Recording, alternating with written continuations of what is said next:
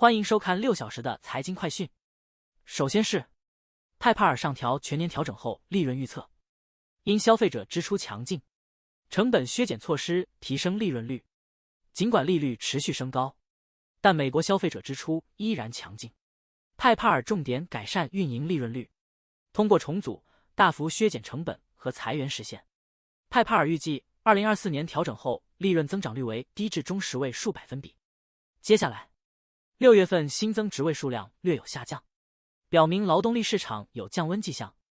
接下来这条，美股周二下跌，因人工智能芯片巨头英伟达 NVDA 股价下跌，投资者等待微软 MSFT 和 AMD 等公司的关键财报。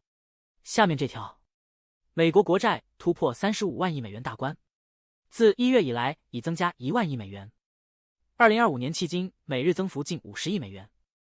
专家警告，国债不断攀升，但政府政策却可能进一步增加债务。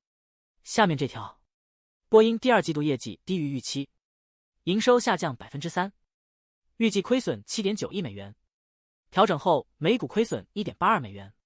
公司面临737 MAX 机队停飞、生产问题和内部爆料等挑战。让我们关注CrowdStrike 股价因微软蓝屏死机事件暴跌超 8%， Delta 航空将寻求赔偿。该事件导致 Delta 航空数千次航班取消，并使 CrowdStrike 面临客户暂停支出、要求价格优惠等压力。接下来这条，微软 Azure 云服务故障，导致部分用户无法使用其服务，包括微软365和星巴克的移动订购。微软表示正在解决问题，目前正在恢复星巴克的移动订购服务。接下来，富国银行被指控管理不当其员工健康保险计划，导致数万名员工处方药费用过高。下一条，捷兰航空宣布新计划以提升利润，包括退出部分城市和推迟价值30亿美元的新飞机购买计划。股价上涨至近4年来最大，增幅达 23%。下面这条，美国5月房屋价格创纪录，但增速放缓。凯斯席勒全国房价指数同比上涨 5.9%， 低于前一个月 6.4% 的涨幅。供应不足推高房价。接下来，微软公布第4财季财报，营收和利润均超预期，但云业务收入未达预期，导致股价下跌。整体云收入符合预期，但 Azure 所在的智能云收入低于预期。尽管云业务低于预期，但整体营收较去年同期仍增长 21%， 受微软云业务不及预期的影响。Meta 等人工智能相关公司的股价也出现下跌。下面这条，美股受 AI 芯片制造商英伟达 NVDA 下跌拖累下跌。在美联储关键政策会议和大型科技公司季报公布前夕，标普500指数下跌 0.5%， 以科技股为主的纳斯达克综合指数下跌约 1.3%。因投资者等待微软 MSFT 和 AMD 等公司的重要收益报告。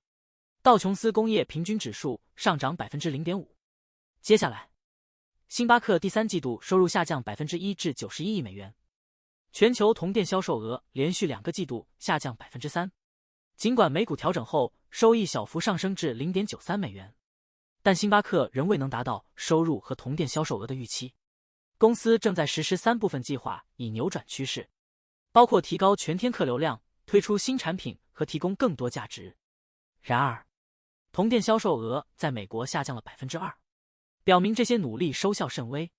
接下来 ，AMD 第2季度财报超预期，数据中心收入飙升 115%，AI 需求强劲带动公司增长。最后为您播报的是，特朗普的言论对股市影响重大，特别是当他针对特定公司或行业时，他的言论曾导致半导体和科技股暴跌，以及绿色能源股暴跌。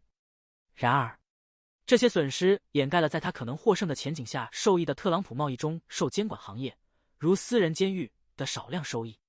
以上是过去6小时的财经快讯，我们6小时后见。